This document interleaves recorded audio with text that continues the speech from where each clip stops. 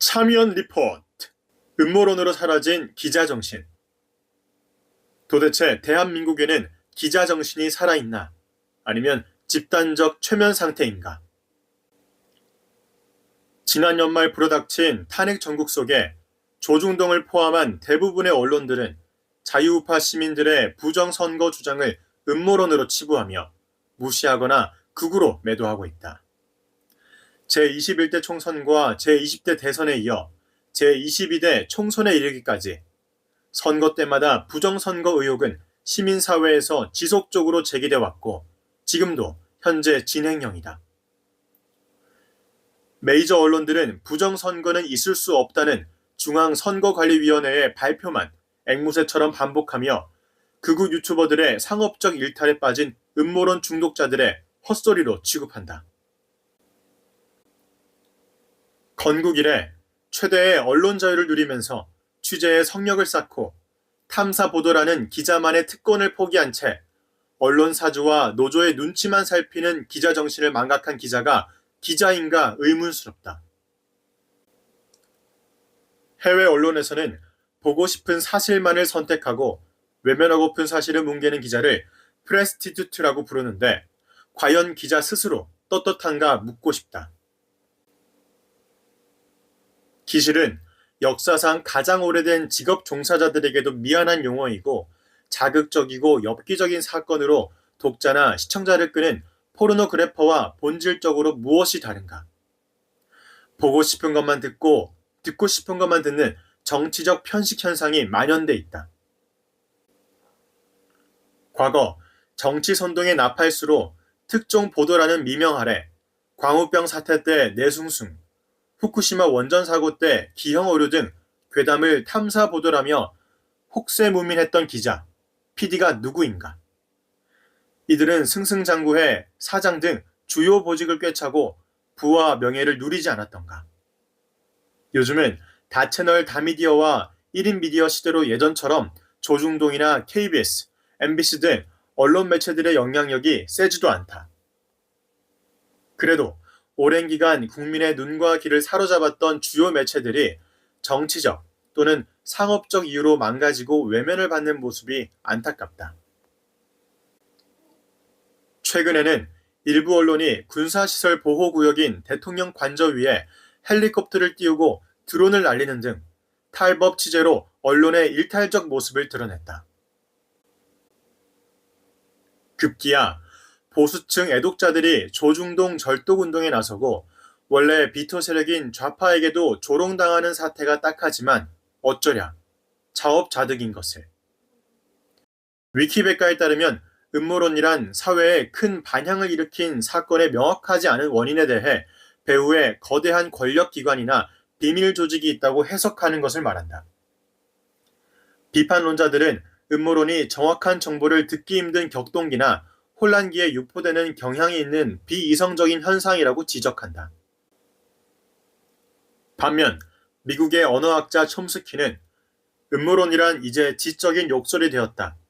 누군가 세상의 일을 알려고 할 때 그걸 방해하고자 하는 사람이 들여대는 논리다 라고 말했다. 부정선거를 둘러싼 음모론에 대해 살펴보자. 영화를 예로 들면 타이틀은 한국의 부정선거, 감독 중국, 조감독 북한, 주연 더불어민주당과 선거관리위원회, 조연 사법부 일부와 언론, 엑스트라 국민의힘 당이다. 이를 현실 정치에서 보면 거대한 부정선거 카르텔이자 권력 장악 메커니즘이다. 특히 의혹투성이인 사전 선거 결과는 선관위의 모르쇠 부인과 사법부의 무책임한 판결로 유권자들의 불신을 초래했고 언론은 이를 덮기에 급급했다.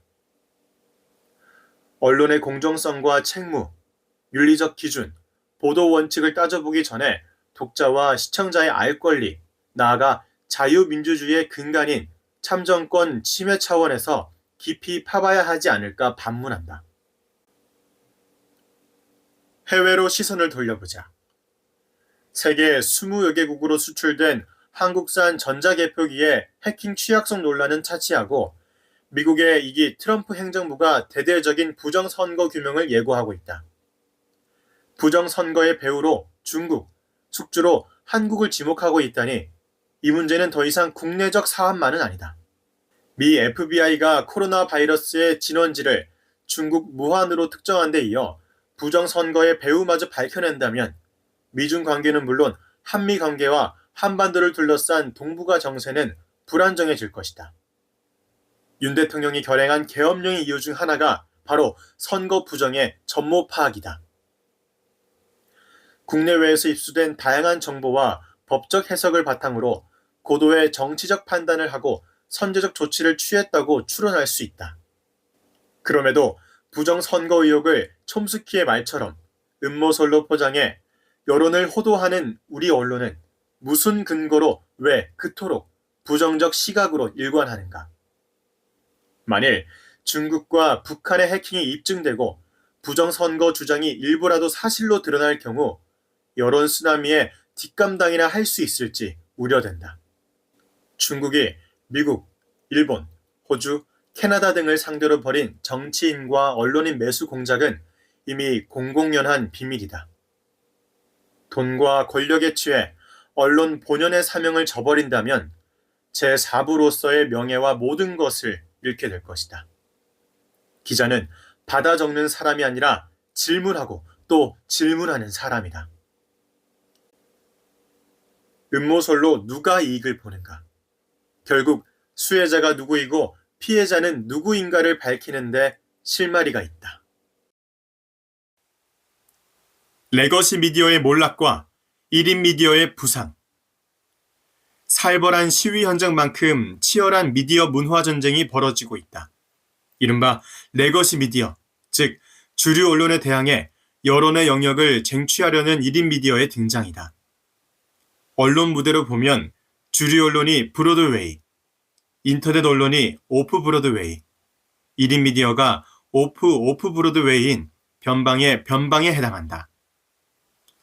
주류 언론의 입장에서는 깜냥도 안 되는 1인 미디어를 언론의 반열에 올려놓는 것 자체가 자존심 상하고 언어 도단이라고 항변할 수 있다. 하지만 수치가 증명한다. 디지털 네이티브의 미디어 소비 행태 변화에 따라 OTT 플랫폼이 증가하고 유튜브 시청률이 급증하고 있다. 모바일 인덱스에 의하면 24년 5월 기준 유튜브 사용자 수는 4,579만 명으로 한국인 인구수 5,175만 명의 88%, 월 평균 54시간 시청하는 것으로 나타났다. 특히 MZ세대는 TV나 신문보다 유튜브나 동영상 공유 플랫폼을 선호해 기존 방송의 시청률이 꾸준히 감소하고 있다. 해외에서도 마찬가지다. 영국 오프콤 23년 보고서에 따르면 16세에서 24세인 Z세대와 알파세대는 일주일 평균 TV 시청 시간이 20분인데 비해 동영상 플랫폼은 1시간 33분으로 나타났다. 국내 유튜버들도 성업 중이다. 좌파 성향인 김어준의 뉴스공장은 1인 미디어 수준을 넘어 유사 언론으로 정치적 영향력을 키우고 있으며 신의 한수, 펜앤마이크, 고성국TV 등 우파 성향의 1인 미디어도 100만 이상의 구독자를 확보하고 있다. 방송 제작과 편집 기술, 취재 능력과 보도 퍼포먼스 및 팬덤이 결합해 주류 언론 방송에 도전장을 내밀고 있다. 유튜브 방송의 스타 반열에 오른 대도서관 등 100만 이상 가입자를 보유한 유튜버가 1000명 가까이 된다고 한다. 분야도 정치 시사, 예능, 게임, 스포츠, 먹방, 여행에 이르기까지 전 영역에 걸쳐 엄청난 분량의 콘텐츠를 생산하고 있다. 특히 정치 시사 분야는 탄핵 전국 속에 신남성연대, 그라운드C, 손상대TV 등 새로운 스타 탄생을 예고하고 있다. 유튜버들의 대거 출연은 검증되지 않은 정보와 신뢰성을 이유로 주류 언론에게 배척되고 무시되어 왔다. 하지만 주류 언론은 스스로 만든 틀 안에 안주하면서 시대의 흐름을 도외시한 채 외눈박이 행보로 독자와 시청자의 외면을 자초했다. 급기야 조중동과 KBS, MBC 등 올드 미디어들도 동영상 플랫폼 대열에 들어서야만 했다. 레거시 미디어의 몰락은 언론의 본연인 공정성과 독립성, 정확한 사실에 입각한 객관적 보도 준칙 등을 제대로 지켰는지에 대한 언론 소비자의 냉정한 판단의 결과이다. 특히 보수 언론을 자처하는 조선일보와 동아일보의 갈짓자 정치적 행보는 고정 독자층의 이탈을 초래했다. 여론을 선도하는 언론의 역할을 방기하고 여론에 영합해 사익을 추구하는 모습에 실망한 독자들이 대거 유튜브로 시선을 돌렸다. 모바일 광고를 수입원으로 하는 1인 미디어는 신속성, 전문성, 편의성, 실시간 양방향 소통 등 측면에서 몰입도가 높고 개인 취향에 맞는 소구력을 가졌다고 볼 수 있다.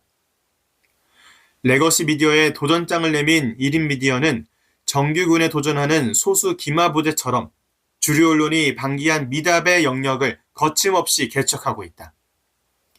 흔히 1인 미디어가 가짜뉴스를 퍼뜨리는 온상이라고 비난을 받는다. 미국의 철학자 리 맥킨타이어가 역설한 포스트 트루스 시대, 즉 탈진실의 시대에는 SNS의 영향으로 주관적 사실이 유포되고 거짓과 사실이 혼재된 가짜뉴스가 판을 친다. 탈진실을 정치적 우위를 공고히 하는 메커니즘으로 활용하려는 현상에서 주류 언론도 자유롭지 못하다. 전통적인 미디어가 정치적 편향성에 매몰되고 파편화에 됨에 따라 1인 미디어가 자연스럽게 부상하고 있다. 향후 AI 시대의 1인 미디어는 다양성과 독창성 및 팬덤을 기반으로 한 상업적 측면에서 영향력이 더욱 확장될 것이다. 1인 미디어의 범위와 역할이 커질수록 이에 상응하는 윤리적 기준과 방송 코드가 필요하다. 이미 언론방송 출신의 유튜버 언론인들이 대거 등장했고 스타급 유튜버 정치인이 출연할 날도 멀지 않았다. 주류 언론이 과거의 영광과 교만에 빠져 왜? 라고 끊임없이 묻는 기자 정신을 망각한다면 그들이 설 땅은 점점 좁아질 것이다. 유튜버 현상과 언론의 자유. 대통령에 대한 체포영장 집행을 둘러싸고 개인의 언론 자유가 도전받고 있다. 최근 민주당이 우파 유튜버 10명을 내란 선전죄로 고발했다. 민주당 국민소통위원회는 유튜버들이 윤석열 대통령 탄핵소추와 관련 내란에 동조했다는 사유로 고발장을 제출했다. 더욱이 일반 국민이 카톡으로 내란 선동 가짜뉴스나 댓글을 퍼나르면 처벌의 대상이 될 수 있다고 경고했다. 이에 대해 여권은 전체주의적 발상이며 사실상의 카톡 검열이라고 비판했다. 온라인 커뮤니티에서는 민주당이 카톡 계엄령을 선포했다고 반발하고 있다. 또한 얼마 전 여론조사 결과가 편향적이라며 여론조사 기관과 언론사를 고발한다고 발표했다. 여권은 고발 협박으로 여론조사마저 길들이려는 간악한 시도라고 직격했다. 더불어민주당의 고발 조치는 헌법에 보장된 통신의 비밀 보호와 언론의 자유를 심각하게 훼손한다. 자신들에게 불리한 유튜브 방송이나 여론조사는 억제고 유리한 결과에는 눈 감는 전형적인 내로남불이다. 전체주의 국가에서나 벌어질 법한 통제가 국회 다수의석을 가진 정당에 의해 자행되고 있다. 역설적으로 변방의 디지털 노매드, 디지털 유목민이라 불리우는 유튜버들의 기량과 영향력이 정치권의 주목을 받을 정도로 커졌음을 웅변한다. 윤석열 대통령 탄핵 국면에서 2030 청년들이 대거 반대로 돌아선 요인 가운데 인스타그램, 페북 등 SNS와 유튜브가 큰 역할을 했다. 특히 유튜브는 이제 우리 국민이 월 평균 40시간 이용할 정도로 대중적인 매체가 됐다. 전통적 미디어인 신문방송을 대신해 정보 습득의 활용도가 높아지고 있는 추세다. 이제 남녀노소를 불문하고 유튜버가 하나의 현상으로 자리 잡았다. 레거시 미디어가 여전히 여론을 선도하고 있지만 그 비중은 점차 약화되고 있다. 인간의 표현과 언론의 자유를 억누르려는 시도는 중국이나 북한 등 전체주의 국가에서나 있을 법한 일로 결국 실패할 것이다. 1인 미디어가 아직 언론으로서는 미숙하지만 실시간 양방향 커뮤니케이션과 설득력 있는 내러티브로 입지를 다져가고 있다.